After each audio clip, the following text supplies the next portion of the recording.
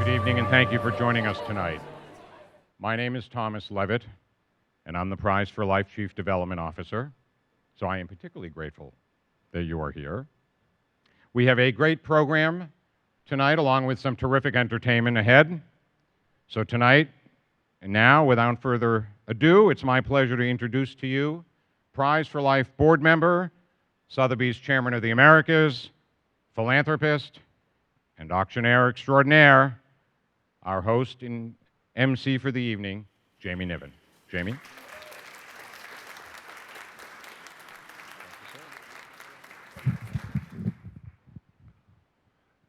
Well, I got to compete here with a big binder full of stuff. I'll probably end up not doing this very well tonight, and I apologize in advance. Number one, I love the photograph of me here. It was taken in the year 2000. I don't look bad. Number two, 30 years ago, on this coming July the 29th, my father died of Lou Gehrig's disease. And he died without hope, which is a terrible thing. Because at that time, there really wasn't a lot of research that was going on in the world. Mostly the kind of care you could get was exactly that. You could get care. But there was no research to speak of. He was a courageous fella. He had been in the British Army for 12 years. 6 of them were spent during the war. He was a commando. He went into Normandy, D-Day 2, and had some serious ups and downs in his career as a movie actor. But he did end up winning the Academy Award for Best Actor. And he wrote some wonderful best-selling books. And he had, on the surface of life, a wonderful life. And he was doing an interview for, yet again, another book that he'd written on British television. And he didn't like how he sounded. So he sent me the tape. And he asked me what I thought. And I said, well, I knew him well enough to know he wouldn't have had what he called a beaker, which is a drink, before he went on television. So it was pretty clear to me that there was something wrong, because he looked like he was behaving in a way that he was loaded, because he was slurring his words and whatever. And he looked very thin. So eventually, I got him to go to the Mayo Clinic, and he was diagnosed there with Lou Gehrig's disease. And I picked him up from the airport on his way back from Minneapolis, and I got in the car, and he said, before you start, I should have died in Normandy, like many of the men that were in my command. I didn't. The only tragedy in my life was the death of your mother, and everything else has been a gift from God. So I will live with this disease. I will not give it an inch. I do not want life support. And it's going to be tougher on you than on me. And ladies and gentlemen, he was right, actually, because he had come to grips with it, and he knew, obviously, what was happening to him. But the children had to witness this decline, which, as you all know, is brutal. So what I'm happy about tonight is that we're here in my shop. I have two of my beloved colleagues here sitting at this table who are here tonight. And I hope that we will do this all the time to try and raise money and raise awareness for this horrific disease. And therefore, without sounding terribly sad, I'd like to sound upbeat. There is hope now. I've been around the country. I've gone to research centers. I've witnessed what Alfred Taubman is doing in Ann Arbor, which is pretty spectacular. And Mayor Mike has stepped up for $25 million. He's going to raise another $75 to fund research for Lou Gehrig's disease, which is terrific. And by the time I get finished with Mayor Mike, he's going to give a lot more. He doesn't know that yet, so don't go up to him and say, "Hey, I hear you're going to give a lot more." Let me have a go at him first. And I guess what I'm supposed to do now, a little later, my job is to actually take money from you, but right now I'm not going to do that. So I'm going to go along with the process here, which in a sense is to introduce our fearless leader, most courageous person I think I've ever met, Avi. So I think you're going to have him on the screen in a second. There he is. And he has typed out a message for all of us. And what I'm going to do is I am going to read to all of you what he is saying. This is me reading now, and then we're going to get on to what we're going to talk about here. Most of us have had the pleasure to meet and talk with Prize4Life CEO and co-founder Avi Krem. A remarkable man, a visionary, innovator, inspirational leader, an advocate, an avid fundraiser, and a man who has chosen to lead his life in ways that improve the quality of life for all of those whom he touches. Unfortunately, due to his health, he's unable to travel with us tonight in person, but he's here via Skype, which is something I don't know how to do, tonight for the evening, enjoying the program and all the festivities. So he'll be watching throughout the evening. And now, Avi joins us from his home in Israel, and I'm going to take the microphone, and I'm supposed to go up to the Skype window, which is a frightening experience, and I'm going to probably stand here because it's a little easier, Avi. I think I'm probably not doing this the way you'd like to. Anyway, dear friends, this is now him talking to all of you, and he wrote this himself. It is with tremendous pleasure that I welcome you this evening. I wish I could be there with you. But I came down with a lung infection and had to cancel my trip to New York. Fortunately, technology can bring us closer, so thank you so much for coming tonight and for listening to my words. Leonard Bernstein once said, to achieve great things, two things are needed: a plan and not quite enough time. Lenny. That was exactly the mindset that guided my Harvard Business School classmates and me when we founded Prize4Life. 9 years ago, as a fresh student at Harvard, I was told I have ALS and probably won't survive 5 years. What more does an MBA student need to spring into action? Harvard boy. And yet, despite the race against time and my deteriorating health, my friends and I have spent thousands of hours studying the reason why in the 21st century we still can't offer any treatment to ALS patients. Excuse me. We implemented everything we learned to come up with a solution to the obstacles we identified. The outcome of our efforts was Prize4Life. Prize4Life was a global pioneer in using inducement prizes for treatment of diseases. For centuries, the traditional way of doing medical research was to fund researchers up front and hope they achieve results. Prize4Life aims to enhance and complement that approach by defining very specific results first and offering a prize to whoever achieves them. This model offers several benefits. First of all, it opens up the field to new ideas and new people.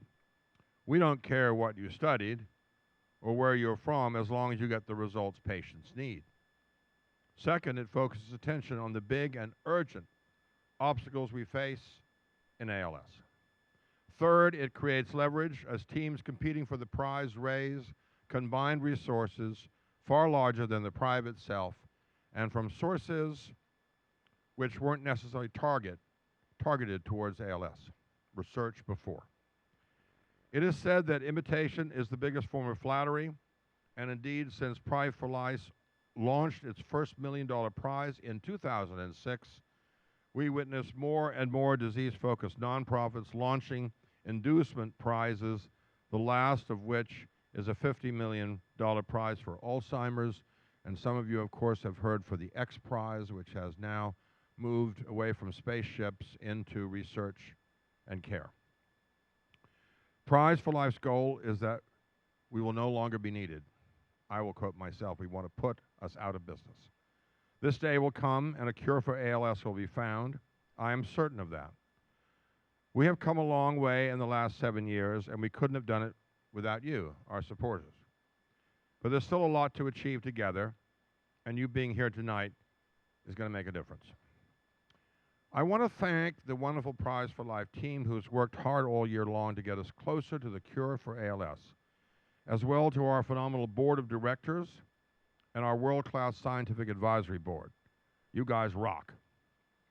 Lastly, a shout out to Biogen Idec, IDC, I guess that's how it's pronounced, Biogen, for their ongoing commitment to ALS research, and to my Greek brother George Mazareas and his amazing wife Cynthia. You guys inspire me every day of my life. Dear friends, thank you for hearing me out. Enjoy the evening, and God bless you.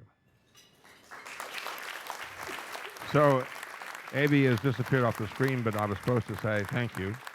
I wish you could be here in person, but I think you know that. And we're glad to be with you tonight. So, enjoy your dinner, and we will come back with the rest of the program shortly. Thank you.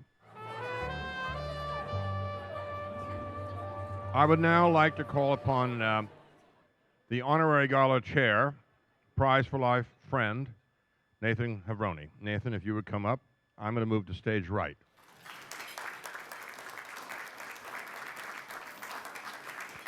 Good evening, everyone. I'm not as tall as you are. Don't have the same sense of humor either. There are many foundations, I assume, that each of you, or all of you, or many of you attend and take part of. But there is nothing like this one, the Prize4Life. Lou Gehrig, who carries which is the disease known in the United States for, died about 72 years ago. I don't know how many of you have seen his farewell speech in July of 1939. Very sad. Jamie talked about his father, which is another sad story, and we have plenty of them. About 6,000 every year are diagnosed with ALS. In the Western world, we have about 30,000 of them, and yet for so many years, this disease was neglected because it was too small. No big pharmaceutical company was interested in funding something that was so small. Until something happened. And that something is what you saw in a video a few minutes ago. We call it Avichai Kramer. He took this Israeli brilliant kid who unfortunately was diagnosed with this disease with no cure. Your life expectancy is between 5 months to 5 years at the most. And when he came back, actually, Guy Yamen, who has been a very close friend of mine, and he's one of the reasons I'm here, told me that story. HBS, Harvard Business School, in that year had several Israeli students. Usually in a class like this, there are 1 or 2. In that year, there are several of them. Avichai Kramer, a tall, athletic, in the early 30s. came to his friends, the Israeli group that basically was in the camp prior to the beginning of the course. And while he was playing basketball, he started to feel his fingers. And he went to his friends, and long and behold, he went to Israel to see a doctor. When he came back, he had no dilemma. He knew that he was diagnosed with ALS. His friends had a big dilemma for him. He was very determined. His friends had a dilemma. Why would you continue with the course? Your life expectancy is at the most 3, 4, 5 years. But he knew upon graduation, what is expected of a Harvard Business School MBA student is to join investment bankers, investment banks, big pharmaceutical companies, big consumer companies. And in his mind, if I'm good enough to join any of these pharmaceutical companies to help them find a cure or to understand strategically what to do, why can't I do it for myself? And this was when this class of several Israelis and over 800 students joined him and decided maybe there is a way here for us to do something. It was a brilliant moment that changed the dial for these desperate people. I met Avichai several times. I've known Guy for several years. I can tell you that if it wasn't for this Israeli mind, that startup nation mentality, now nothing is too small, nothing is too big. We have to do something. We're very determined to succeed. If it wasn't for that, after 72 years since Lou Gehrig died, it was a neglected disease and no parent.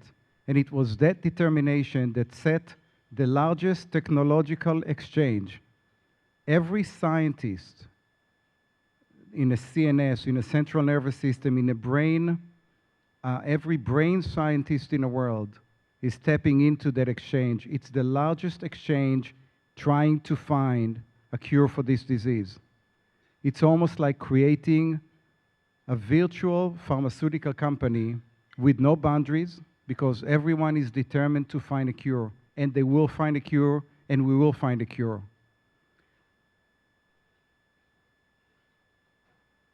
As I said before, I was introduced to this foundation not too long ago,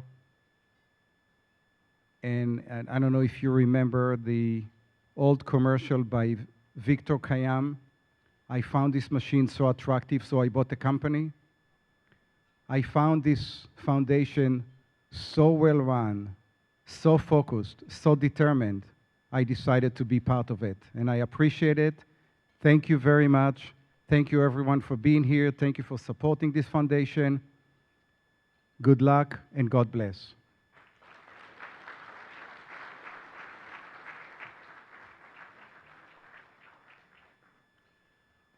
Well, thank you, Nathan. I think you're right. I think the effort will pay off in the end of the day, and a cure will be found. Now, it's my pleasure to introduce the chairperson of the Prize4Life board, Dr. Nicole Slezak, and I actually pronounced her name incorrectly.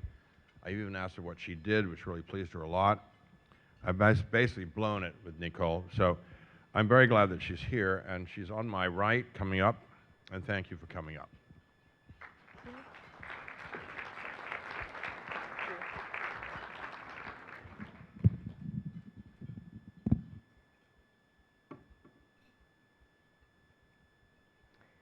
Thanks very much. Good evening and welcome, ladies and gentlemen.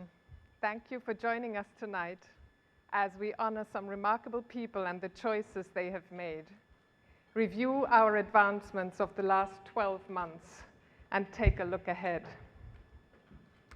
And a warm welcome as well to Israeli Minister for Economic Affairs, Minister Eli Grona, and Israeli Consul General in New York, Ambassador Ido Aharoni.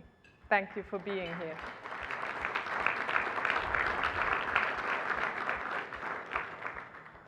On behalf of the Prize4Life Board of Directors, Congratulations to our honorees, Biogen Idec and George and Cynthia Mazareas, for their shared pioneering spirit and courageous battles against ALS.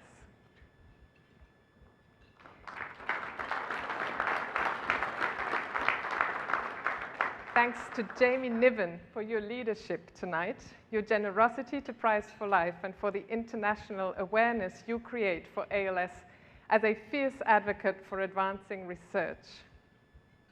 And to Gala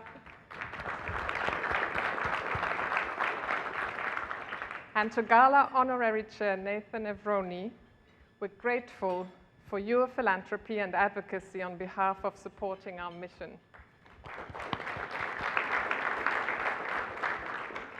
Thank you as well to our corporate sponsors, AMC Networks, Biogen Idec, Bloomberg, Bristol Myers Squibb, Cytokinetics, Teva Pharmaceuticals, Salud Therapeutics, and particularly Sotheby's and their remarkable staff.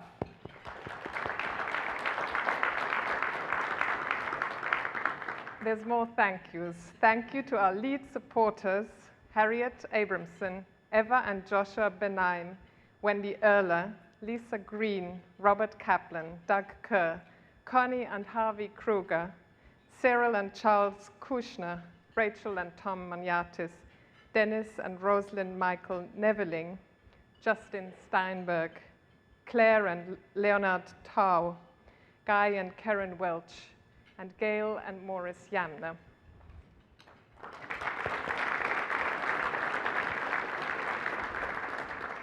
Also to our auction donors, table hosts, program book advertisers, hardworking volunteers, and great gala committee.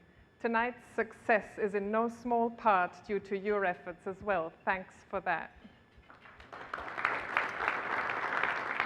And lastly, to our volunteer board of directors and scientific advisory board who work tirelessly on our behalf.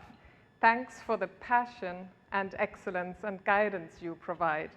And to our staff, Avi, Melanie, Tom, Lupe, Jessica, Netta, and Shen, we're grateful for and humbled by your commitment and dedication. Thank you.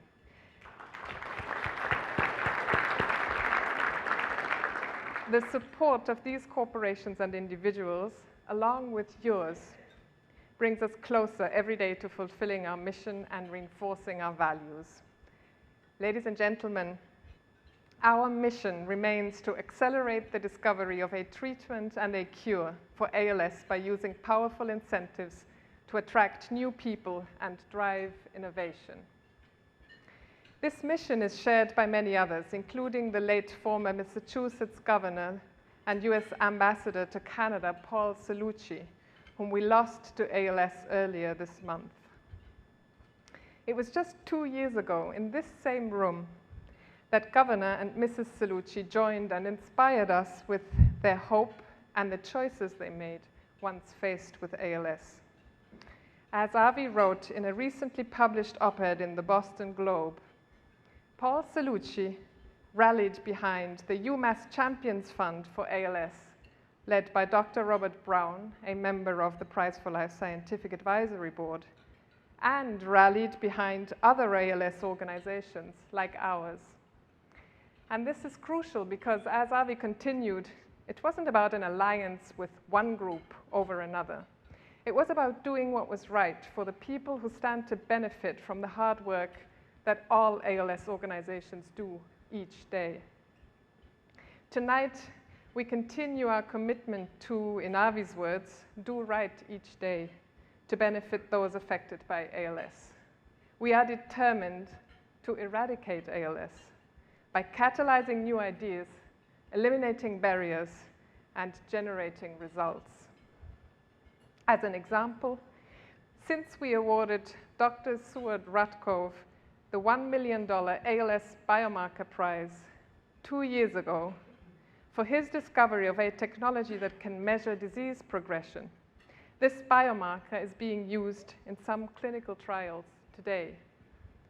It will reduce the cost and duration of those trials and thereby accelerate the progress of experimental therapies. That was not the case 2 years ago. And similarly, last November, we awarded the $50,000 Dream Phil Bowen ALS Prediction Prize to 3 teams, none of whom, by the way, were specifically engaged in ALS research before we offered that prize. These teams developed algorithms that will predict how fast or how slow ALS progresses in a patient. But these algorithms could only have been formulated using a large source of patient data to analyze. That didn't exist a while ago. So to that end, we created, along with the Neurological Clinical Research Institute at Massachusetts General Hospital, the Pooled Resource Open Access Clinical Trials Database, or more easily referred to by its acronym, PROACT. In PROACT, we engaged those who have held ALS clinical trials in the past to share the data they collected, culminating in the largest ALS data set ever created. And we continue to engage prospective clinicians to share their data, and we make this combined data freely available to biomedical researchers, statisticians, and clinicians to accelerate the discovery, development, and delivery of possible ALS treatments. And just a few months ago, Prize4Life and the Neurological Clinical Research Institute at Massachusetts General Hospital were honored with the Best Practices Award at the 2013 BioIT World Conference and Expo for the creation of PROACT, recognizing exemplary technological innovation in the life sciences. Ladies and gentlemen, these are just a few highlights from the past year of Prize4Life.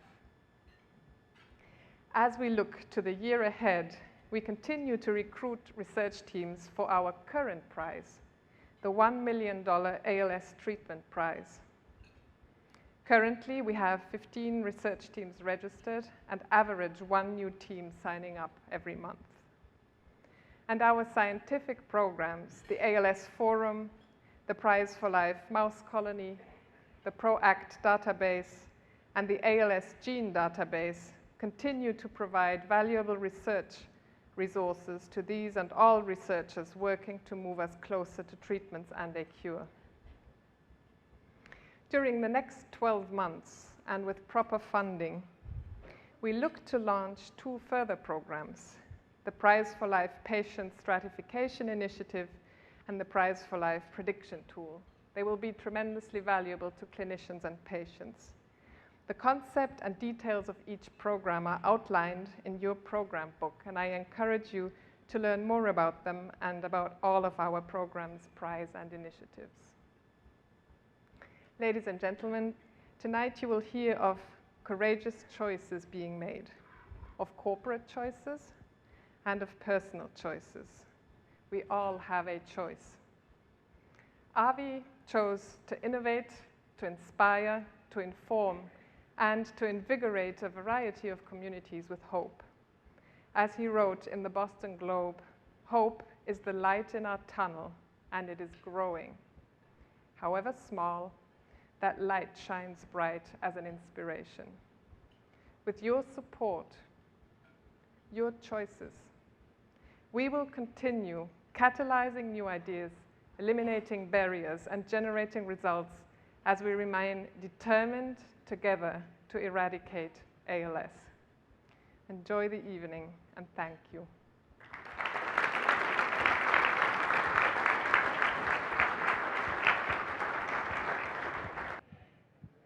Okay, so this time I'll pronounce the name of the company properly.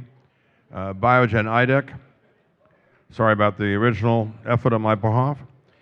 Create an industry that has touched countless lives. Biogen Idec is among the world's first biotechnology companies, and today it is the oldest independent biotech firm in the world.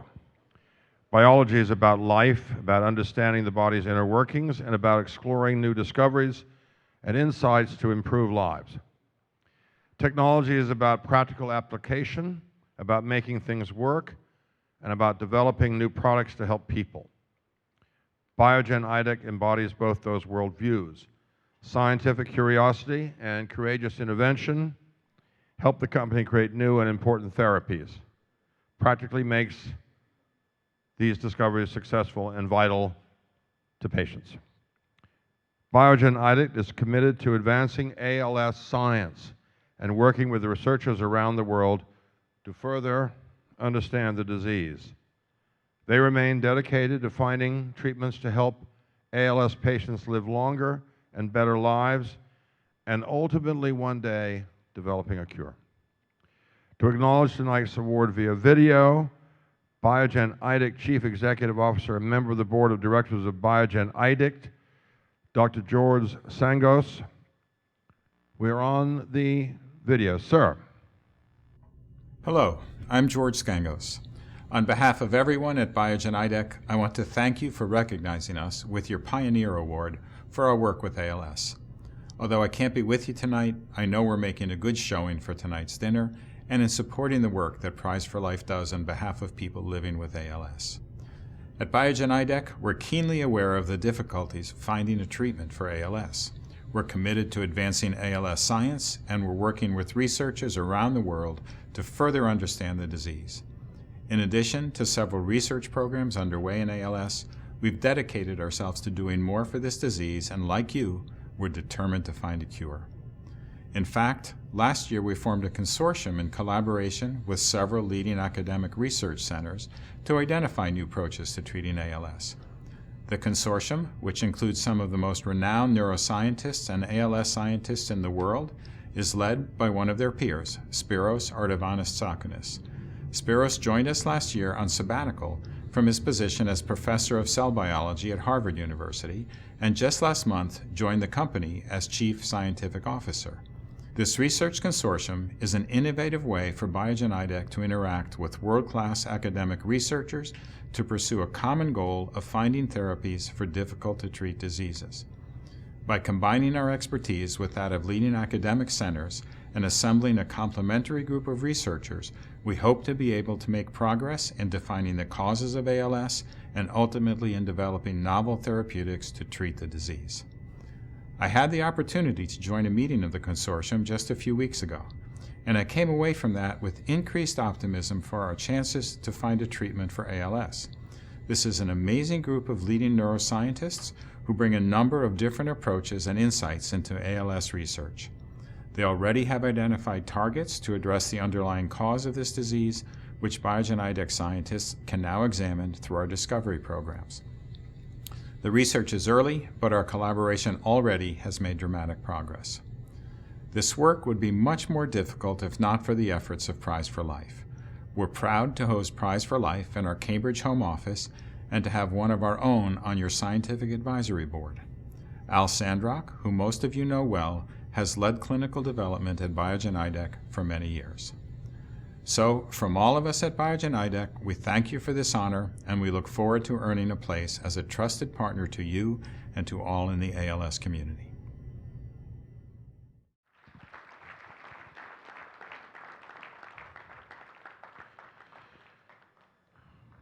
For a minute there, I thought he was being devoured by Biogenitis, a sort of strange-looking man for a moment there. All right, so accepting the award will be Douglas Carr, Medical Director of Neurodegeneration and Clinical Development at Biogen Idec. He is a board-certified neurologist and a neuroscientist who prior to joining Biogen Idec in 2010, spent the previous 14 years at Johns Hopkins.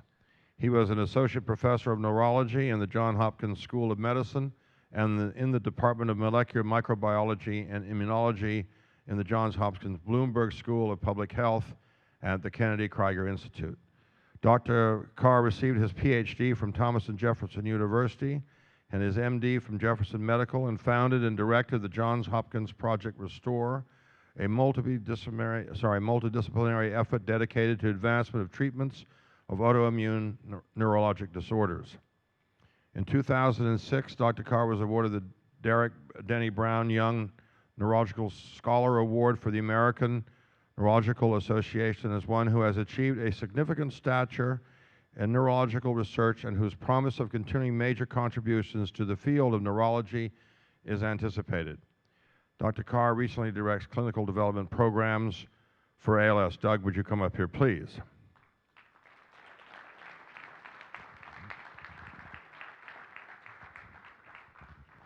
On behalf of the Prize4Life Board of Directors, I'm delighted to present you with the Prize4Life Pioneer Award.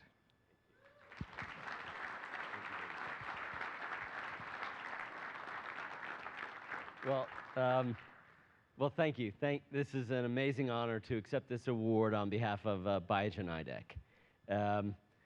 Look, we're in this. We're in this with you to develop a therapy for ALS. I am a neurologist. I'm an ALS neurologist. I've seen and taken care of ALS patients for 15 years.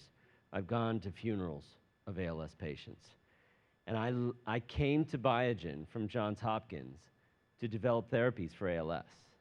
And we're going to do it. We're going to do it with you, with the community, with other drug companies. It's not a matter of who wins or who's got the best therapy. We all need to develop a therapy for ALS. Now, you heard from George Gangos, that's our CEO. What drives us is what diseases desperately need a therapy. I mean, that's not something you hear every day. What diseases desperately need a therapy to be developed?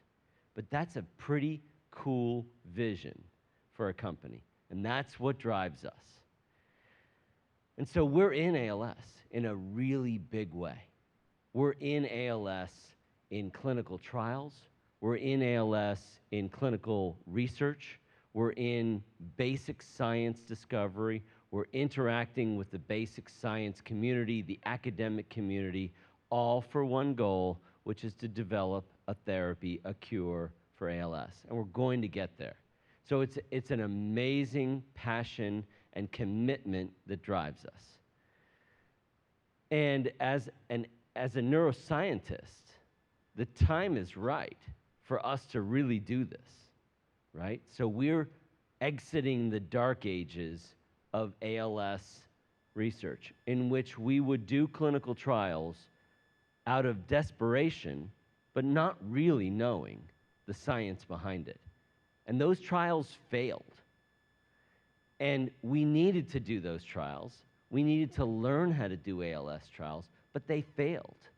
But that doesn't mean that we will always fail. We're exiting the dark ages now, because now we, as a community, as an academic community, as a drug development community, understand the science behind ALS in ways that we never have before. And so the trials that are coming will succeed. Maybe not the next one, but they will succeed. The time is ripe for us to develop really important therapies for ALS. That time is coming. So it is a really important time to be in this community, because what we desperately need and what we will see are really life-changing therapies for patients with ALS. We're in it till the end. You're in it. And so together we can be really, really important in advancing ALS science. Now let me just end with Prize4Life. So nobody else does what Prize4Life does, right? So that's why you're here tonight. So there are gaps in our understanding of ALS. And what Prize4Life does is they say there are gaps that mean that we will make mistakes, or we will test the wrong drug, or we won't know when to stop, or we won't have the right outcome measures. And that's really, really important, that Prize4Life is the only group out there that says we are going to fill the gaps so that the drug companies can make better decisions and invest more money and resources wisely. It's a very important position that they occupy in the ALS community, and nobody else is out there doing it. And so were it not for Prize4Life, no drug companies would be studying drugs for ALS. They would be studying other diseases. So because of Prize4Life, lots of drug companies are now studying therapies for ALS, and that's really important. So this gala tonight celebrates Prize4Life. It celebrates what they've done in a very pioneering, a visionary aspect of developing therapies for ALS. It's really, really important. So together as a community, I'm convinced that we are going to have very important, very effective therapies in the future. Thanks to Prize4Life for helping to bridge those gaps. Thanks to Prize4Life for helping us get there. Thank you. Have a good night.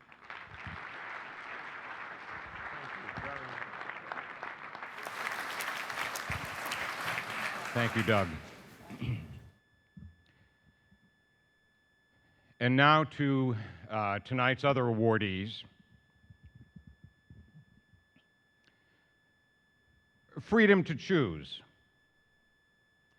This concept, so central to the human experience and such a vital part of most Americans' cultural identity, seems instantly compromised to patients facing an ALS diagnosis. The choices that most of us face on a daily basis, from little things such as whether to wear a jacket on a cool spring morning or select a bagel for breakfast when you know that a banana would be healthier, to the big things such as where to live, what career to pursue, and whether to marry, are instantly recast when a diagnosis becomes official.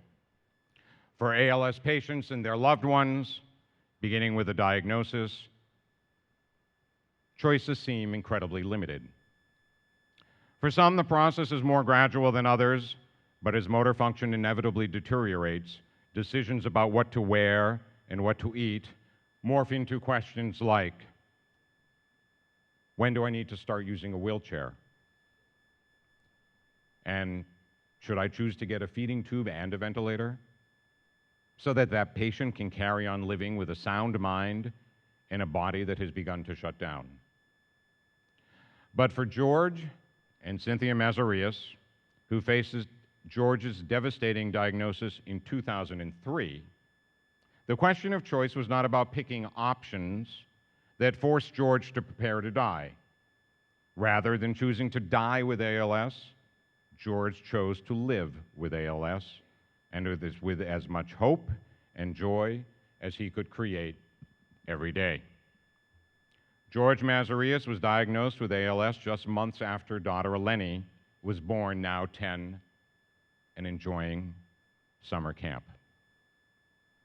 The first signs were when his fingers fumbled uncontrollably when trying to dress the baby.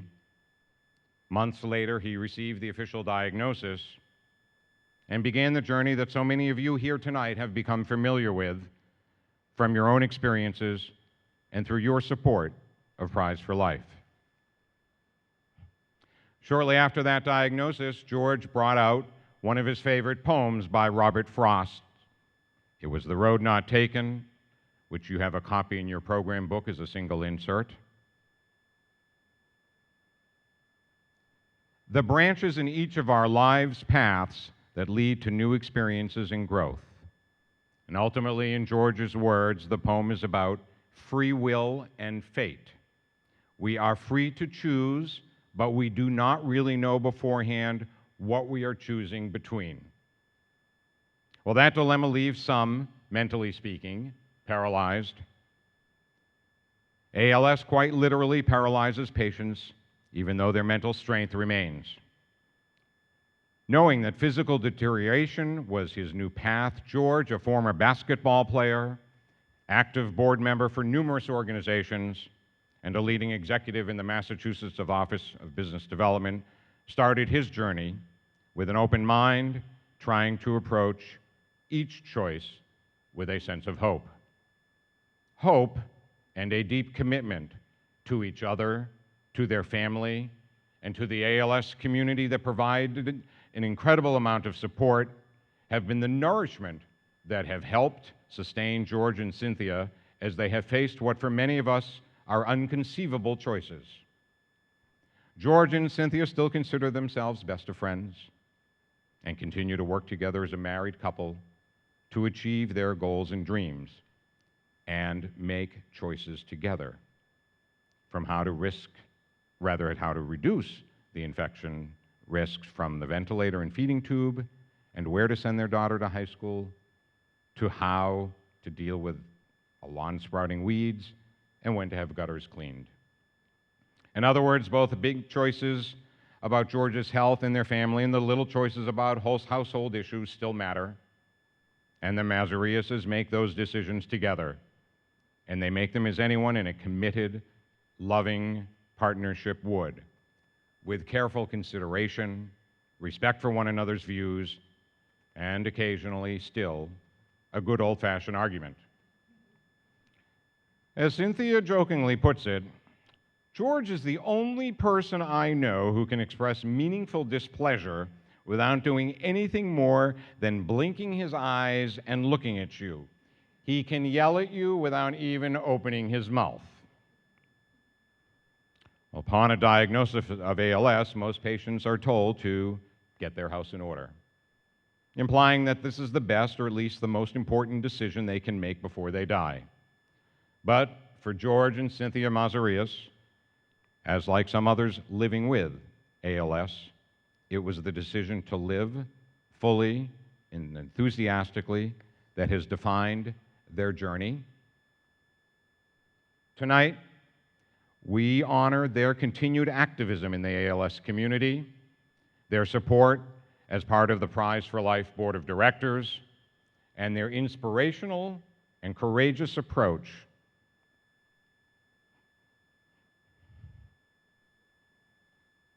to choosing a path that gives us all hope as we continue on this mysterious road in pursuit of breakthroughs in treatments and a cure for ALS. Ladies and gentlemen, George and Cynthia Mazareas.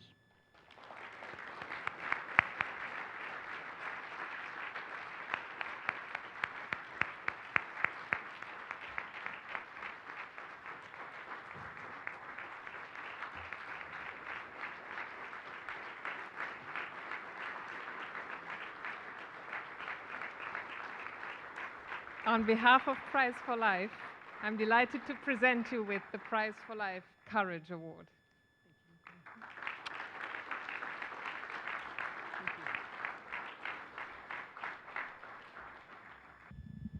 George opted to stay down at the table with our friends, but if you hear the clicking of the teeth or the look, you can let me know. Hopefully I keep him happy tonight. First of all, thank you very much for this honor. It means a great deal to us to be called courageous by such a courageous group of people that are gathered here tonight. We would particularly like to thank Avi Kremer, the founder and CEO of Prize4Life. As many of you know, Avi is a remarkable individual. He is unrelenting in his pursuit of advancements in the diagnosis and treatment of ALS, and he sets the bar admirably high for the rest of us. While none of us wants to be on this particular journey, George and I consider ourselves fortunate that we can share this road with you, Avi.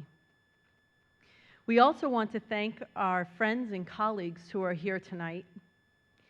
Their courage is perhaps the most remarkable.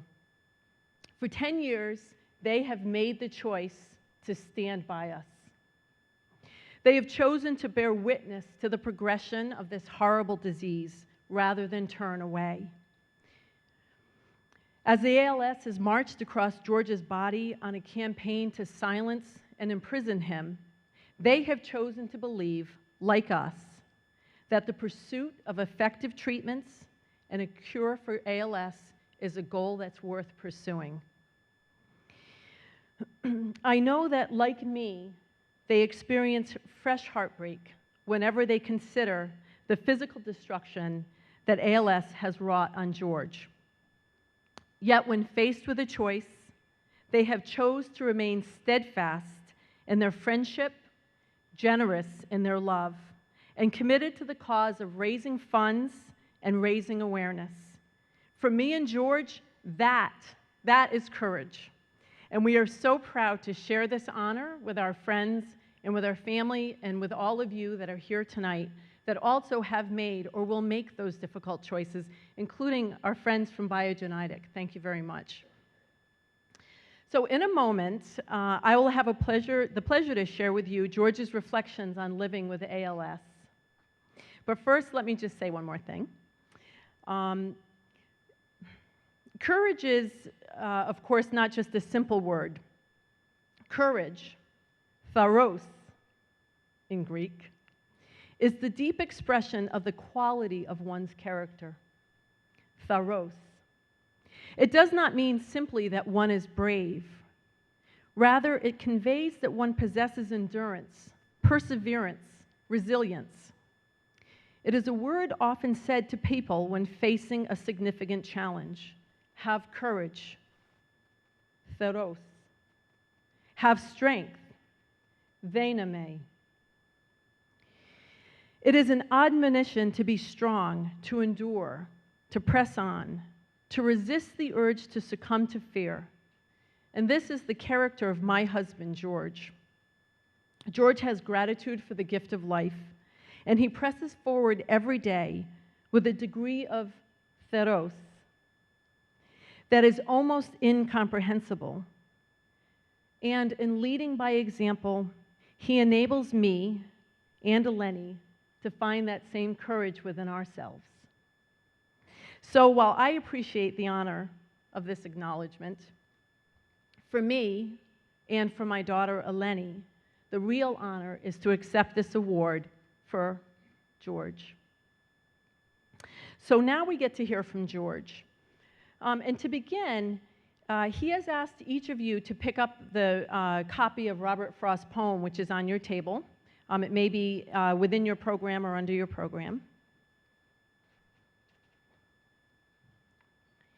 And he'd like to ask each of you to take a moment, please, to read it. And I'm going to give you a moment to do just that.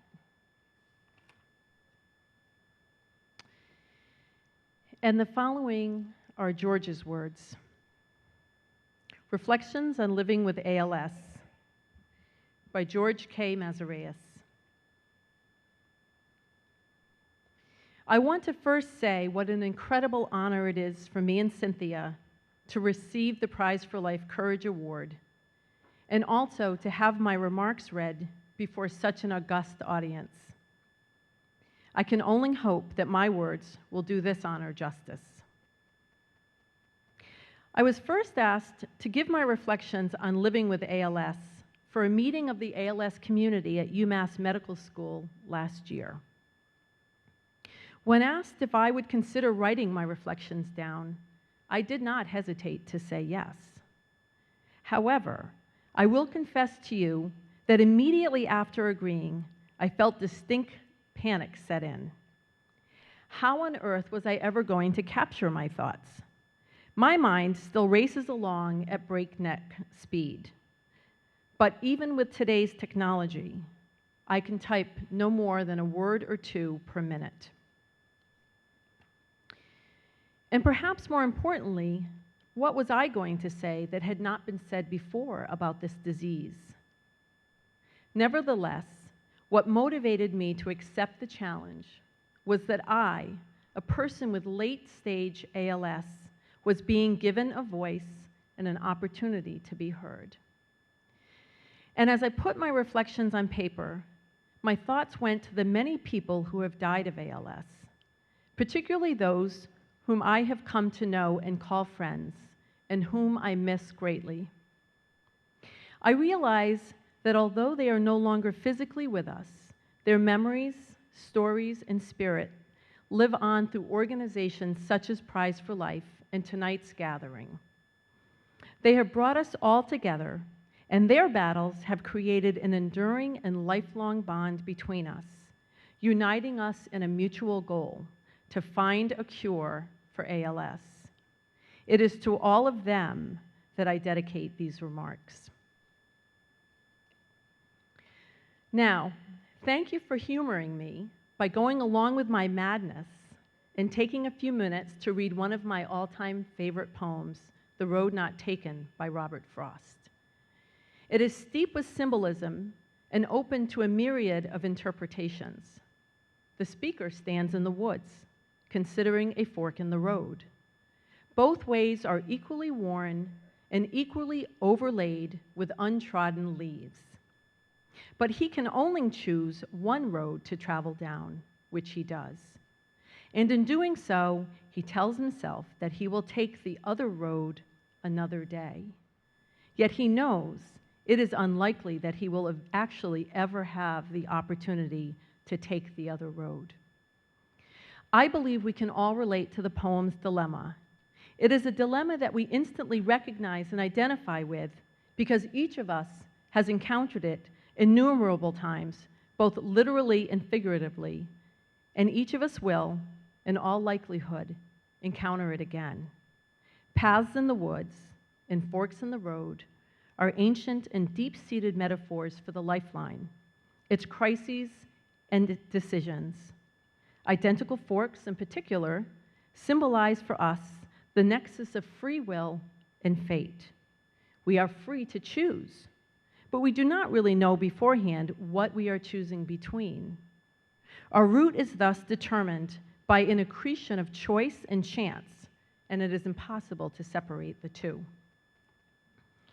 As I read The Road Not Taken aloud to you, I ask you to pull out your copy again and read silently along with me, but with a major twist. I want you to imagine that the traveler is a person with ALS. Two roads diverged in a yellow wood, and sorry I could not travel both and be one traveler, long I stood, and looked down one as far as I could to where it bent in the undergrowth. Then took the other in just as fair, and having perhaps the better claim because it was grassy and wanted wear. Though as for that, the passing there had warned them really about the same. And both that morning equally lay, and leaves no step had trodden black. Oh, I kept the first for another day, yet knowing how way leads on to way, I doubted if I should ever come back. I shall be telling this with a sigh, somewhere ages and ages hence. Two roads diverged in a wood, and I took the one less traveled by, and that has made all the difference. That poem is incredibly thought-provoking. In just 4 or 5 line stanzas, it contains many elements of life, such as free will, personal decision, choice, uncertainty, fate and destiny, fear of the unknown, indecisiveness, dilemma, and reflection. And I experienced all of those things when I went home and read The Road Not Taken right after learning that I probably had ALS. At that time, when I read it, I can best characterize my frame of mind as somber and in a state of disbelief. It was the year 2003. My wife, Cynthia, and I had just moved into our new house. Our daughter, Eleni, was barely 8 months old, and I was a candidate for the Commonwealth's prestigious Harvard Kennedy School of Government Bradford Fellowship. Life was going great, and now this. Looking back, and hindsight is always 20/20, especially when it comes to ALS, my symptoms began in the year 2000 with tiny and frequent twitches across various parts of my body. I thought nothing of these twitches because I had just started working out and lifting weights again. Because of my lack of knowledge regarding ALS, I was unaware that these symptoms were manifesting themselves throughout my body. Instead, I was easily explaining my symptoms away. That is until I sprained my thumb, and a minor injury that should have taken 2 weeks to heal was going on a month. When my doctor saw my thumb, he asked me to show him my other hand, whereupon he observed that the muscles in my hands had wasted away. I looked for myself and could not believe what I was seeing. Between my thumbs and forefingers Where there was once beefy muscle was now cavities. As I was staring at my hands, wondering how I could have missed such an obvious development, he said that I would have to see a neurologist right away. He sent me off with a note for the neurologist, which read, upper bilateral lesion. I thought to myself, this does not sound good at all. Little did I know I was about to embark on the most physical and emotional roller coaster of my life. Thus began my travel through the woods. I went back to my office that afternoon, typed in upper bilateral lesion, and in disbelief and shock, started reading about ALS and its horrors. Of course, I had yet to see the neurologist and had yet to be diagnosed, but deep down inside, I suspected and feared the worst. I saw the neurologist the very next day, and over the next many months, I went through a battery of tests. When the first diagnosis of possible ALS was given to me, I was told to put my house in order. I sat in my car and cried. Paralyzed with fear, I could not move. I would stop, get myself under control, and then cry again. There were so many thoughts racing through my head. Why me? How did this happen? How long do I have to live? However, my principal focus was on my wife and baby daughter, and on the prospect of them being alone for the rest of their lives, husbandless and fatherless. Everything that I read about ALS indicated that I would be dead within about 2 years. I drove home, called my wife, and told her the big bad news. She cried in disbelief, came home, and cried some more. However, we also talked. She told me that she would support me in whatever my wishes were. I promised her that I would fight this disease with everything I had, and that we would and should continue to live our lives. Luckily, I was able to get the best medical advice available, as well as knowledge about ongoing ALS research. Alan Roper, a well-regarded Boston neurologist, was my clinician, and he in turn told me about his friend and former colleague, the renowned ALS research expert, Robert Brown. Dr. Roper explained that Dr. Brown was one of the best in the world and suggested that Cynthia and I go see him. Of course, we did visit Dr. Brown, and like many of you, we were impressed not only with his team and his mission, but with his humanity and his humility as well. One of the things that we took away from that first encounter, one of many we would have with Bob and his team, is that there is reason to be hopeful, that treatments will be found, that this disease will be silenced. It is not a question of whether, it is simply a question of when. Nevertheless, these days were hard. During the first year of ALS, I would often hold my little daughter in my arms, reflecting on the fact that one day I would no longer have the strength to do so. I cherished every second. I would play the guitar and sing her songs. Our favorite was Cat Stevens' Moonshadow, and I loved easing her to sleep with that song. We went for walks and picked flowers. We went to my family's village in Greece. We rode the teacups at Disneyland and fed the goats at the San Diego Zoo. We soaked up the sun at Joshua Tree, and we began many of our evenings back home in Nahant with a walk down to Short Beach with Eleni falling asleep in her little red wagon on the ride back to the house. I did whatever I could, while I could do it, with my little girl. Thankfully, in those early years of ALS, we created an extremely strong bond that endures today. Yes, George, Eleni loves you very much. Unfortunately, with every day came another physical loss. Although small, it was nevertheless gradual and constant. If ALS is anything at all, it is definitely relentless, particularly in the beginning. As Eleni learned to walk and talk and master the physical world around her, I gradually lost all of those abilities. Yet with every day that passed, I also grew resolute and more determined to live my life despite the ALS and the physical limitations that it imposed on me. Instead of focusing on and lamenting what I could no longer do, I celebrated and enjoyed everything I could do. This attitude has become a key guiding principle for me. Even though I am dealing with extraordinary circumstances that I could never have anticipated, I feel serene and peaceful. I have accepted my present condition, and I am constantly searching for ways to normalize my family's day-to-day existence and challenge myself to improve as a father, husband, friend, and person. No, it is not easy at times, but that is the challenge I have set before myself, and so far, so good. Indeed. Needless to say, I miss so many things that one can no longer do when confronted with my physical limitations. I have accumulated quite a to-do list when I am cured.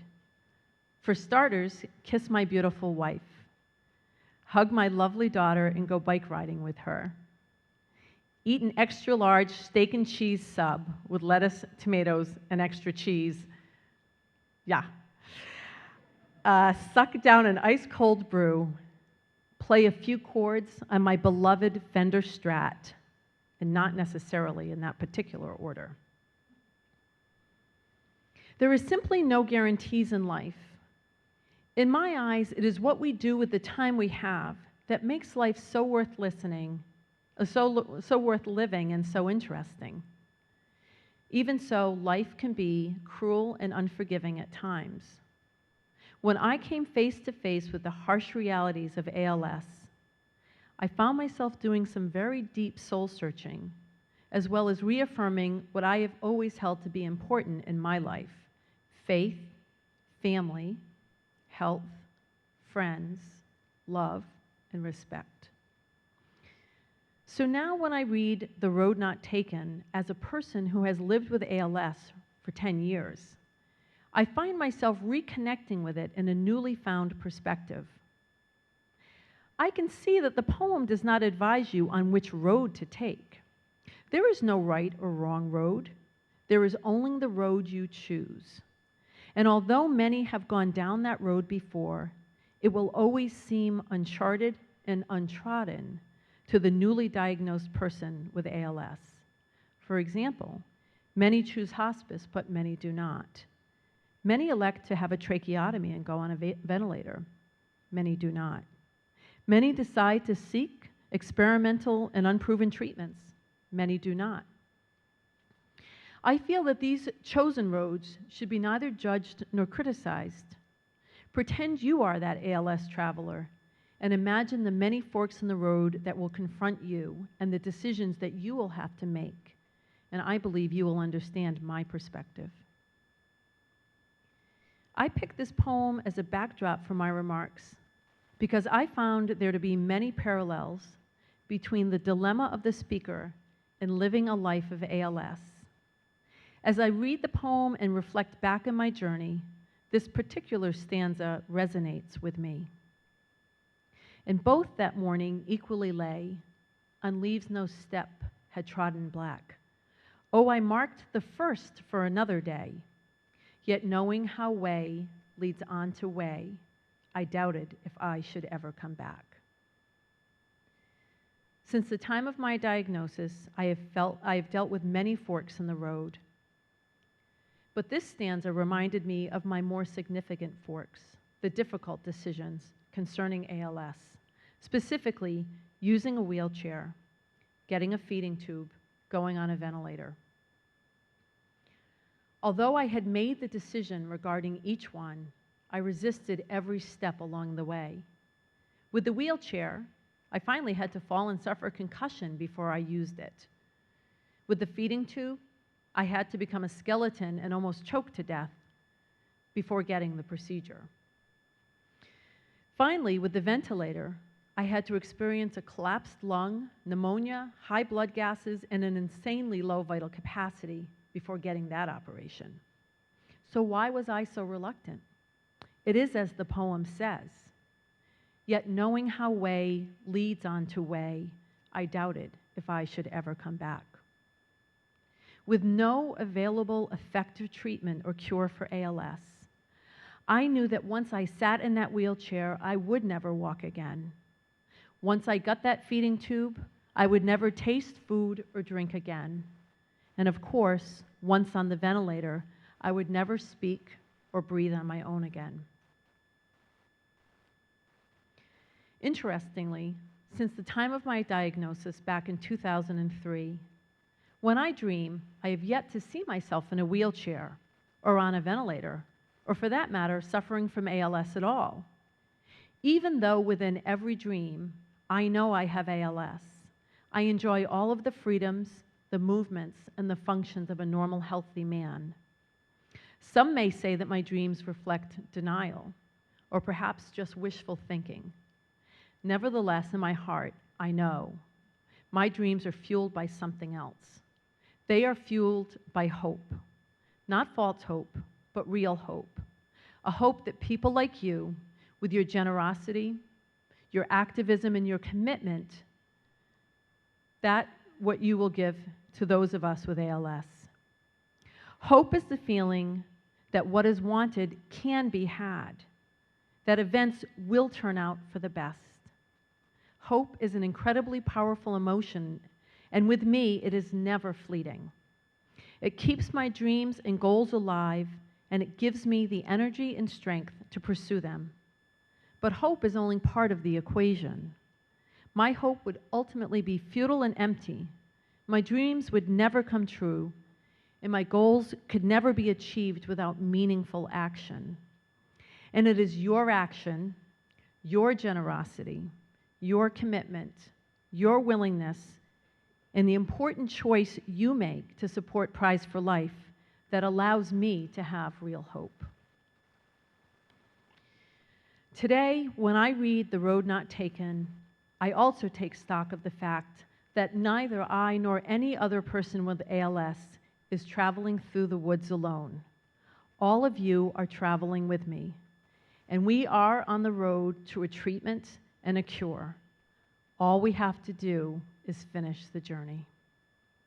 I want to thank you for giving me a voice tonight, and I wish everyone peace, love, energy, and a wonderful evening. George.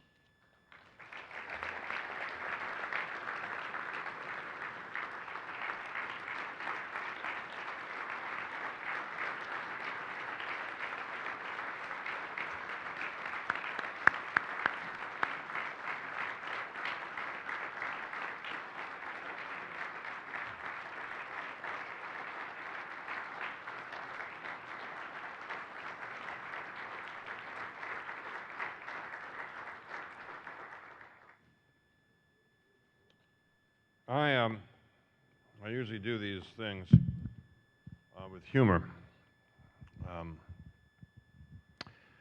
But what we've heard tonight, sadly, is not a laughing matter. But I, for the first time, feel that there is hope. I hear it from our esteemed scientist over here, who is flirting madly with this lady next to him. I hear it from you, obviously, George. Very important. So, life is a journey, not a destination, everybody. So tonight, we're going to go for a little walkies, okay? On your table, there's something that looks like a paddle. It says Sotheby's. It is a paddle. This is for an auction. Yes, it is. Some of you have never raised a paddle before.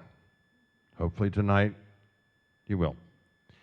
So we're going to sell a very few things. Do not worry. It will not take long. Do not run for the door.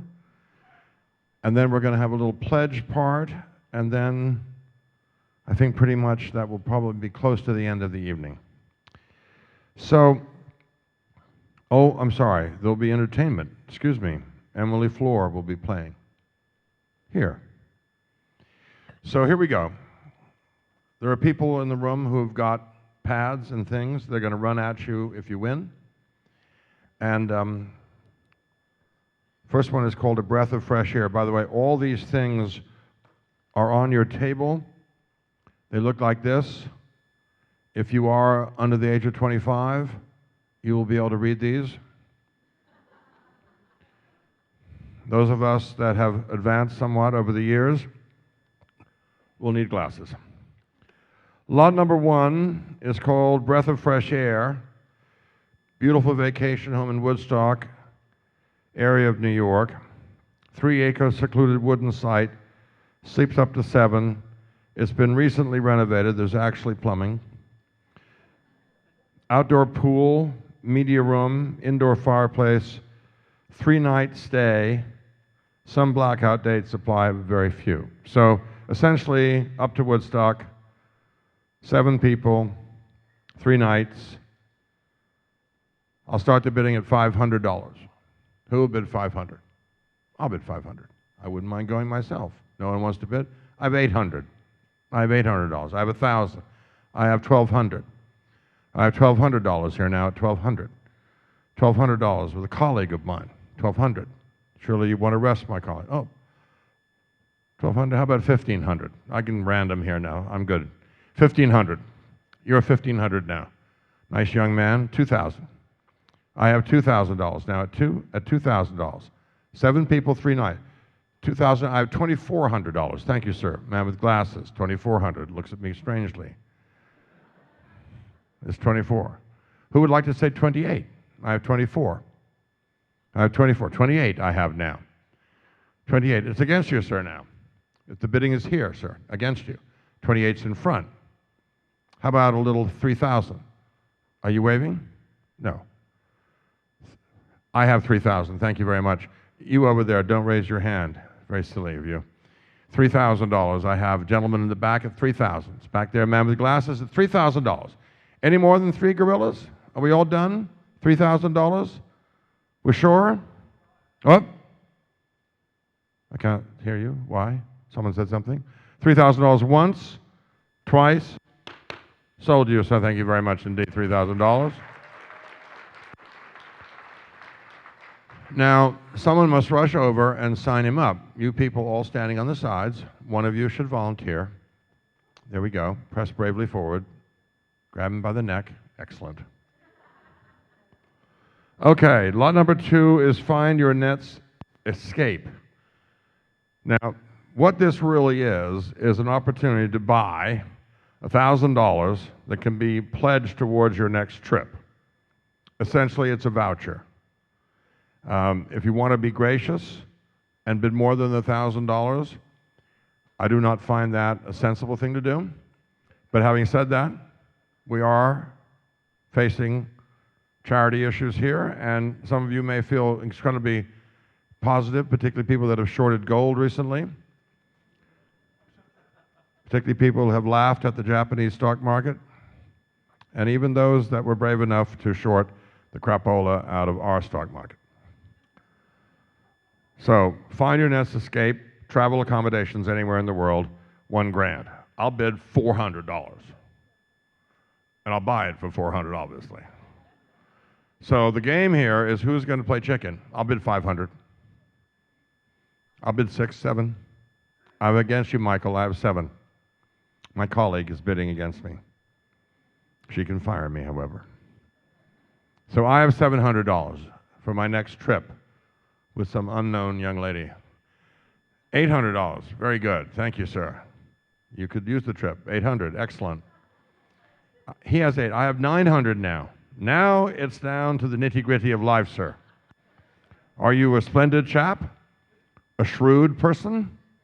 A lovely, charming man? A kind soul? But I have 1,000. You're a good man. I have $1,000. I doubt very seriously anyone's going to top it. But if you want to, I'll give you, darling, where have you been all my life? I have $1,100. I have $1,100. This is an extraordinary woman. This is $1,100. God bless you. $1,100. So, sir, how about this? She just did something that was really great. And you did too. How about saying $1,200? Sure, $1,200 I have now. Now I'm going to walk down here a little bit. So we have $1,200 against you, madam. And you're a splendid soul, but I have $1,200 by that nice man back there. Now, you could make his life a little bit more difficult. $1,300. Sir, you see? $1,300 in the front, $1,300 in the front. We could also go for $1,400 because that'd be a nice thing to do. But I have $1,300 here. I'm looking at you. Don't look away. I have $1,300. Ladies bid at $1,300. Say you, sir, one more go? $1,400 perhaps, just for fun? Just for fun, $1,400. Thank you. So now, the two of you have done the incredible. $1,400 for $1,000. You want to go again? Oh, no. You didn't read it before? Oh, my God. Don't worry, sir. You're still good for $1,400. I'm gonna leave you. I don't like people who read it again. But I have $1,400 at nice man. You want to say 15? So I have $1,400. One more? No? You've been topped? $1,400 once? Twice? Sold you, sir. Thank you very much indeed. And thank you, madam. Okay, this is called Googling on Google. Seriously, that's what it says. Visit Google headquarters here in New York. By the way, Google headquarters here in New York cost $1.8 billion. Yes, billion. It is an entire city block. I believe it's over on sort of like 23rd Street and 8th or 9th Avenue. And it must be fantastic. You're going to have lunch with Google executive Lisa Green. You're going to receive new Google Nexus 7. Whatever that is, someone who's young is going to have to teach me how to use that. But this is a priceless situation. You go to Google, you listen to Google, and before I start, I have a small story. So I have this wonderful, I have two great daughters. The older one used to work for Vera Wang. And she was in charge of people ordering things for weddings, clothes, everything like that. She gets a call one day from a party planner, wedding planner in San Francisco, who says, I have a very, very, very, very important client who has to remain very under the radar, but he'd very much like Vera Wang to design her wedding dress and the dress that she wore the night before, and all the bridesmaids' dresses and the envelopes and everything else. And Fernanda says, of course, but I need to put his name down to start the file. Very confidential. We wouldn't be in business if we weren't confidential. The guy says, okay, it's Larry Page. Dead silence on the phone. The guy says, do you know who Larry Page is? And she said, no, but I'll Google him. My daughter loves people who love animals. She loves people who care about older people. I'm not sure she gives a rat's ass if someone's got $19 billion. I have a feeling. But anyway, it's too bad she doesn't, actually. Anyway, Google, priceless, $500. $500 to go and visit Google. 6, 7, 8, $800. $800 to go visit Google. Yes. Thank you, sir, very much. Nice speech, by the way. $900 nonetheless. 1,000. Hello. 1,000. 1,200. 1,300. 1,300 is here now. How about one more over there? I have 13 here. 14. 15. Far left, 1,500. How about in the middle? 1,800. I know, it's okay. 1,800, trust me. It's still your bid, 1,800. I have $1,800 of this nice table here against the two of you. $1,800. Who would like to say 2,000? Thank you, darling, 2,000. I have $2,000 against this table here. 2,200 I have now. $2,200 in the middle here. 2,200. Like the old days. $2,200. I have 22. How about 24? I have 2,400. How about 26? She's real. She's not an employee of mine. 2,600. I have 2,600 here now. $2,600. 26 is in the middle, darling, against you. 26 is here now. Huh?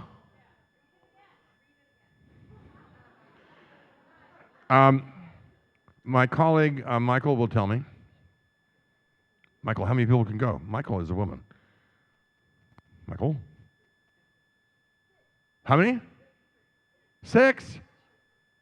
6. Okay. 6. So you are, sweetie, you were 2,800, right?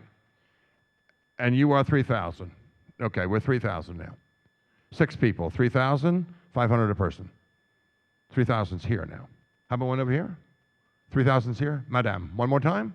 $3,300 now. Don't worry, I'm allowed to do that. 3,300. I got the mic. 3,500. Your bid, 3,500. 35. They're bidding against each other now. It's extremely exciting. 3,500. Sweetie, look at me. Okay, sweetie, just over here now. Hello. 3,500 is here. Okay. You gonna let them have it? Yeah, okay. 35 once, twice, sold. $3,500.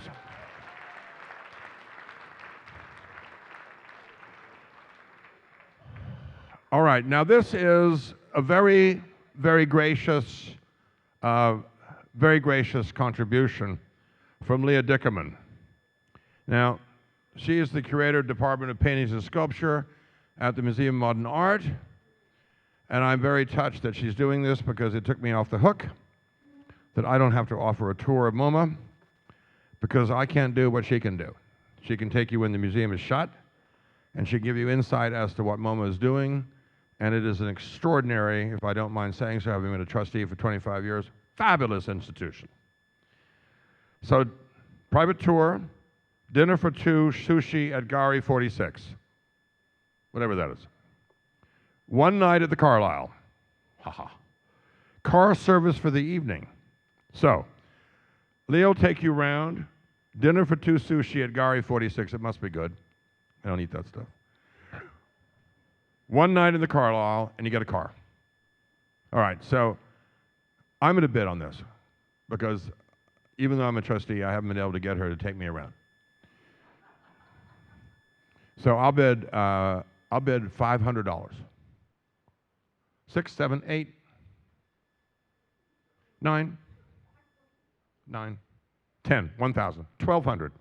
1,200's here now. I'm going over here. 1,200's over there. 1,400. We're going to have an auction. $1,400 now. $1,400. 1,600. 1,800. Unless you're married, 1,800. 2 people at the same table. 2,000. Thank you, sir. $2,000 right here now. All right. This is serious now. $2,000. 2,400. 2,800. 3,000. That's fast. 3,000. I have 3,000. Center table. $3,000 now. All right. We're not done. $3,000. 3,200. $3,200. Come on, bring that paddle up, sir. 3,200. In the middle there, $3,200. They were bidding against each other, the husband and wife. They didn't know that. 3,200. $3,500 then. Thank you, sir. 35. Against the big table here, 35. Your consortium, 35. Only 2. $3,500. Any more than 30? Up. 37. 3,700. One more little bitty poo from someone. 37. 4,000. $4,000 now. 4,000. This is very good. This is very, very good. 4,000. Can I come? 4,000. $4,000 once. Whoop. Thank you. 4,400.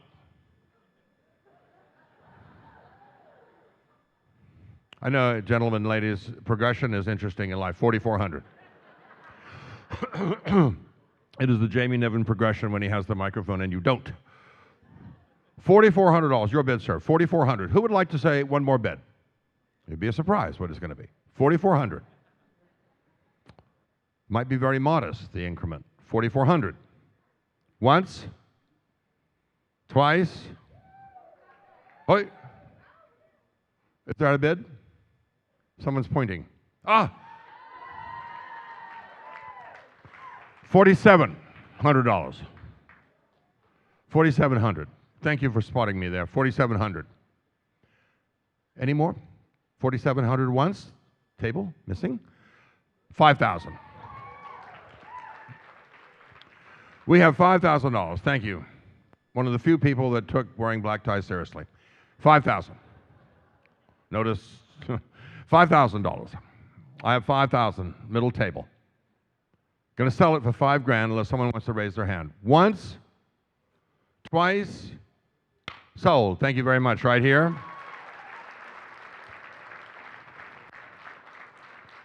Come sign him up. And a good girl. Keep going. Sign him up. Keep walking. Keep walking. You are walking. You are walking. You are walking. You are stopping. Okay. Hangover. Something I used to have until I stopped drinking. Sometimes I wish I did have a hangover. Most of the times I don't. The hangover. Okay. Not a hangover. The hangover. Just in case we know where we're going here. 3 nights at Caesar's Palace in Vegas. 3 nights. Dinner for 2 at Rayo's. Okay? Rayo's out there, you don't get shot. Rayo's here, get shot. 2 tickets to whatever current headlining entertainer. Trust me, you'll get that. You will get a chauffeur to and from the airport, and for those of you that have never been to Las Vegas, that is like gold. You can wait there on your ass for about an hour and a half, okay, unless you have a car. Very important. And also you feel like a big shot. So 3 nights at Caesars.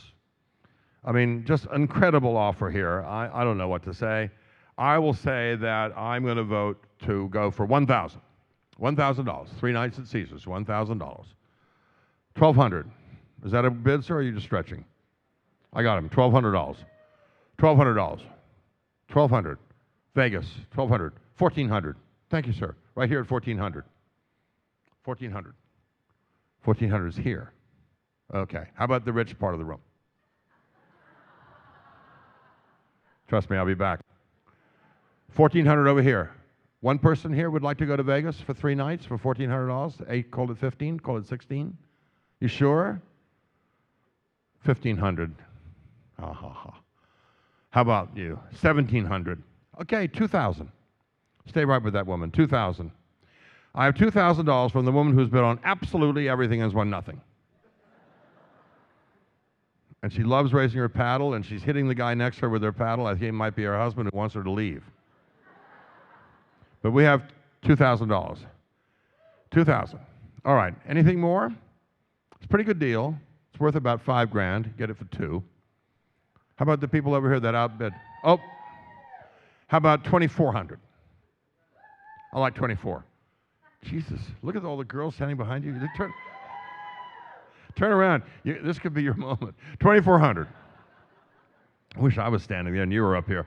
2,400. I'm single, girls, single. 2,400. $2,400 for my new best friend. 2,400. Whose wife hates him at this particular moment in time. 2,400 once. 2,400 twice. Up. $2,600. 26. 28. Jesus, 28.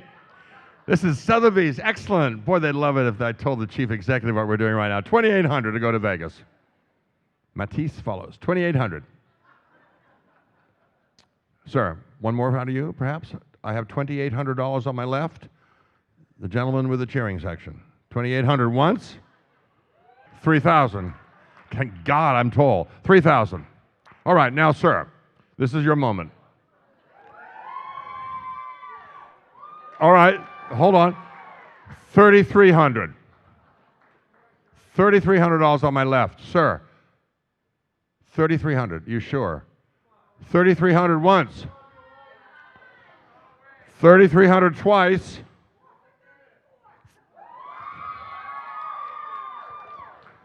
Because you're sitting where you are, I'll take it. I might need that man at a later date in my life to buy things.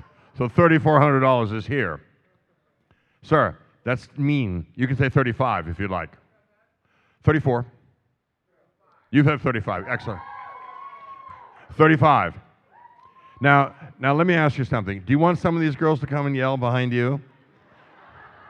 Because I got 35 with the girls. 35. Now, young lady, are you prepared to fight this battle, or are you going to let me have it here? I got it. 3,500 once, twice. Sold to you, sir. Thank you very much.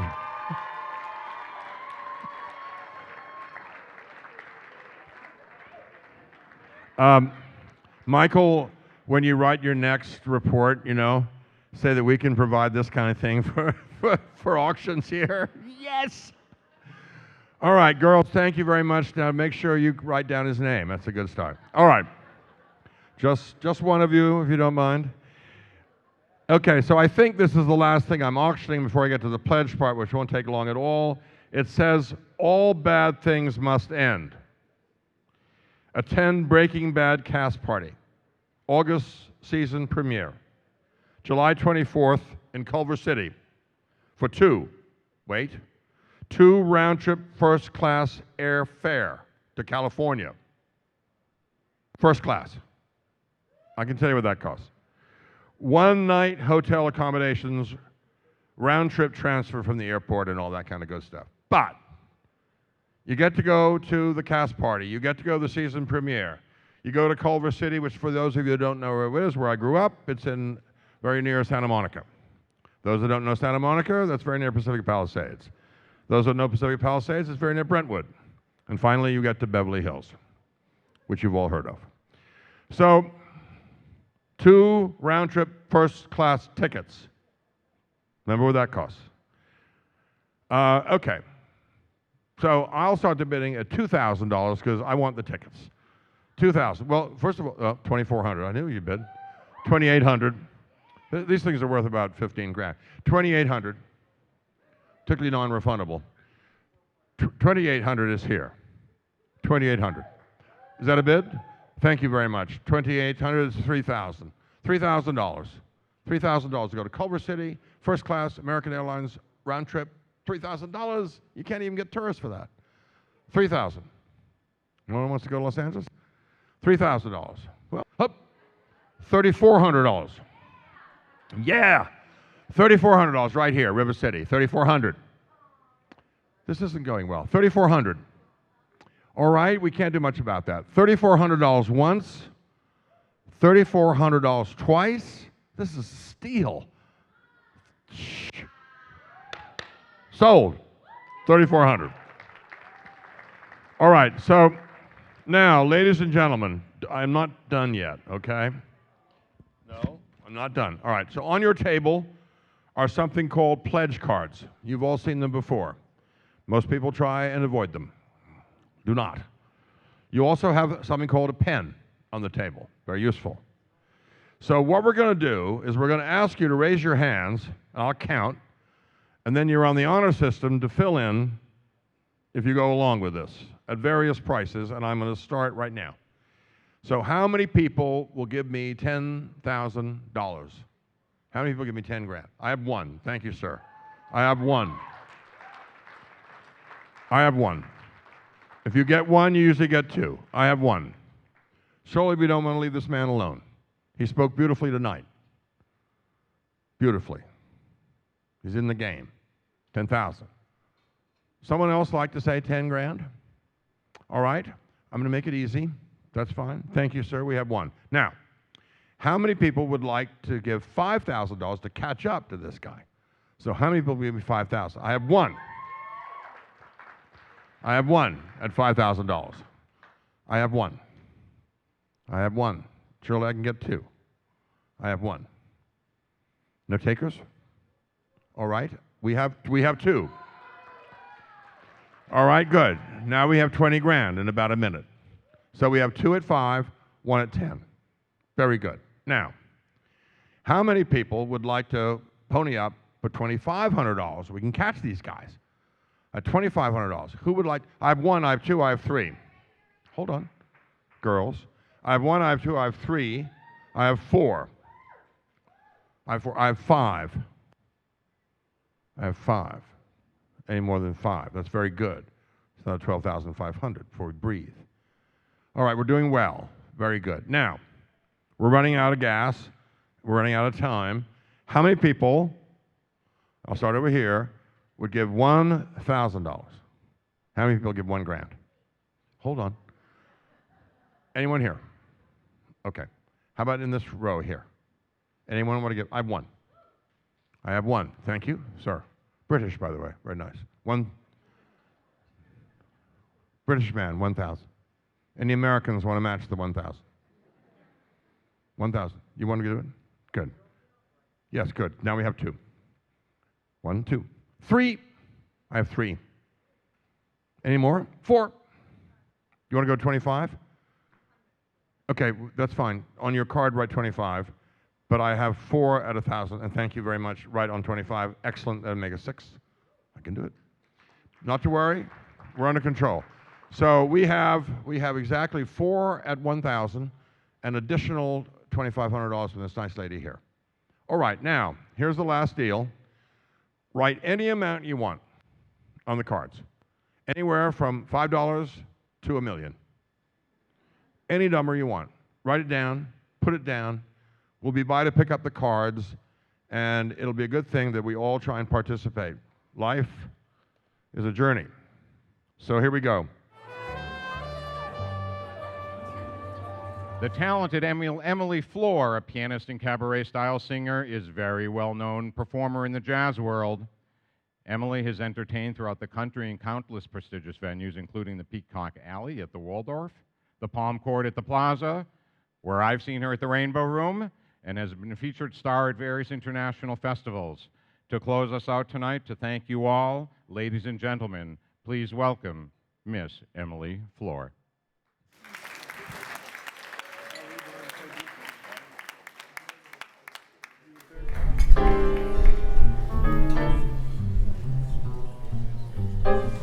I never cared much for moonlit skies. I never winked back at fireflies. But now that the stars are in your eyes, I'm beginning to see the light. I never went in for afterglow or candlelight on the mistletoe. But now that you turn the lamp down low, I'm beginning to see the light. Used to ramble through the park, shadowboxing in the dark. You came and caused a spark, and that's a 4-alarm fire now. I never made love by lantern shine. I never saw rainbows in my wine. But now that your lips are burning mine, I'm beginning to see the light.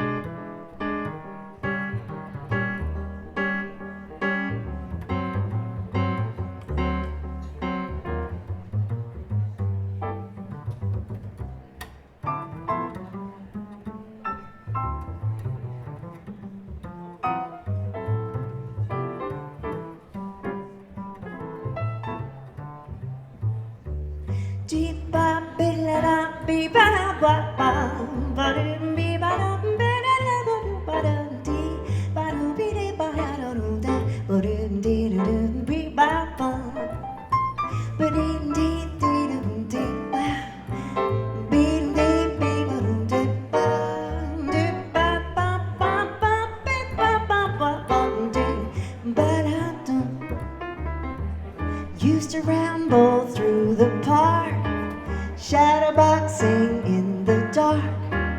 You came and caused a spark, and that's a 4-alarm fire now. I never made love by lantern shine.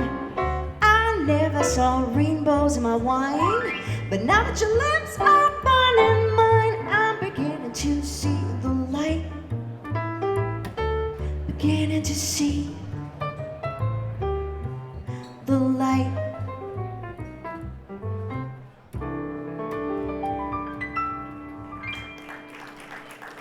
Thank you. I'm Emily Floor, and this is Tom Kirchmer, and we are so happy to be here tonight. Since the theme for the night is choices, first of all, we're happy that you've chosen us, and this event has extra significance to me because I've had 3 family friends diagnosed with ALS in the recent past, and I'm so honored to be part of this. The next song is one that it was made popular this last year by Adele, and it was from the most recent James Bond movie. And to me, it represents taking the plunge and courage. And I think these are 2 themes that go along with the choices for tonight.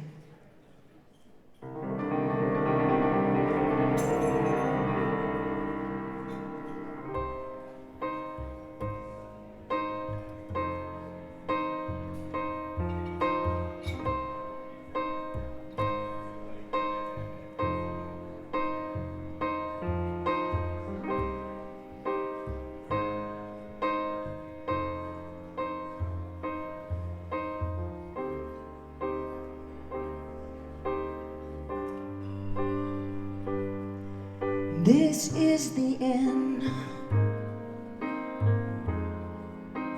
Hold your breath and count to 10. Feel the earth move and then hear my heart burst again. For this is the end.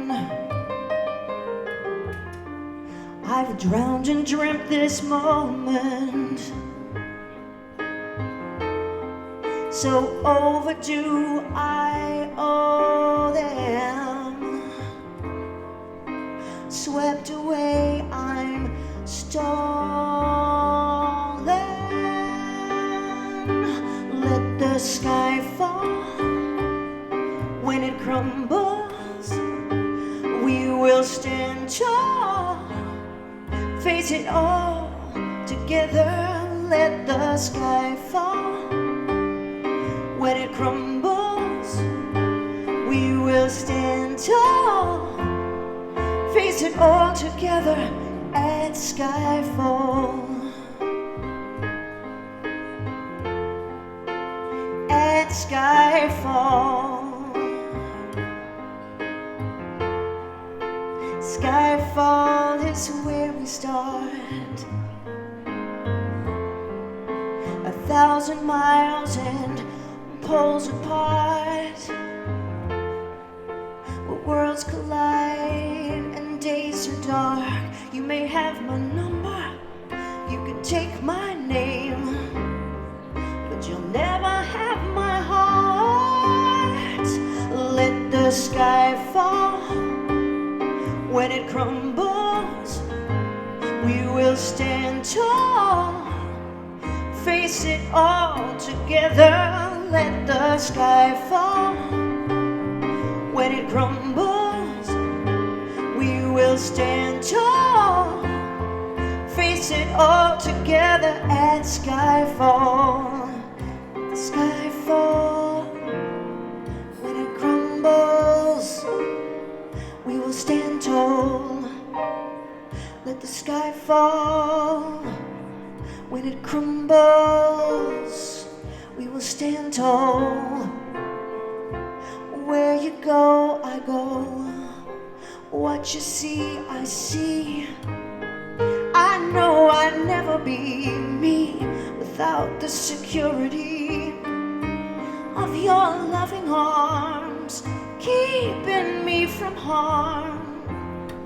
Put your hand in my hand and we'll stand. Let the sky fall. When it crumbles, we will stand tall. Face it all together, let the sky fall. When it crumbles, we will stand tall. Face it all together at skyfall. Let the sky fall, and we will stand tall at skyfall. Ooh, ooh, ooh.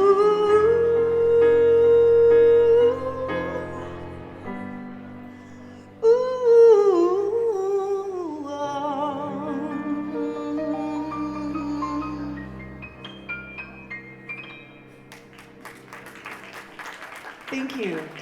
Thank you. And our last number is dedicated to all the heroes, and that's everyone from the researchers, all the scientists, the doctors, and the patients. And this goes to you, the Mazareases. Thank you for your inspiration.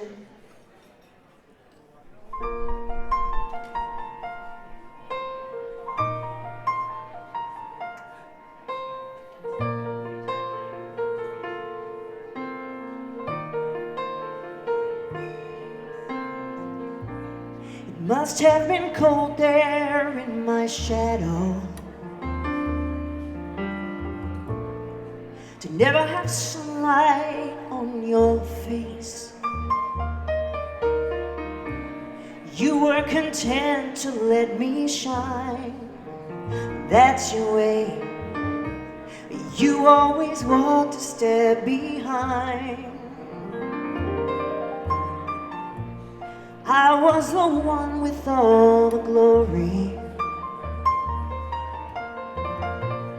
You were the one with all the strength. A beautiful face without a name for so long.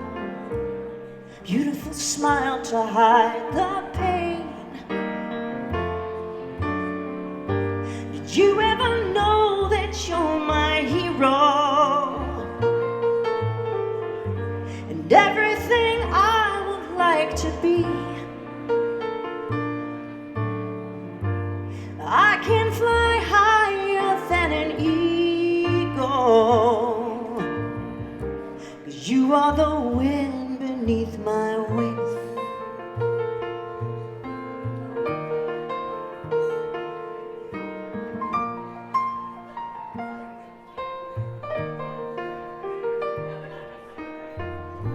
It might have appeared to go unnoticed,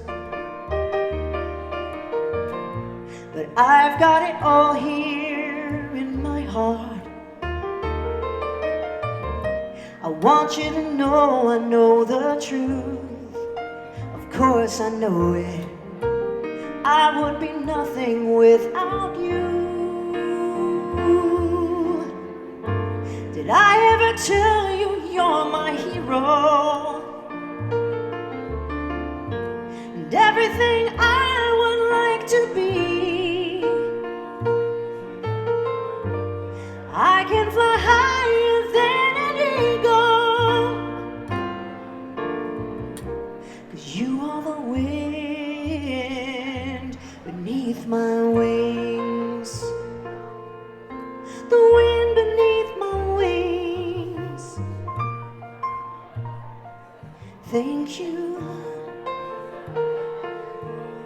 Thank you.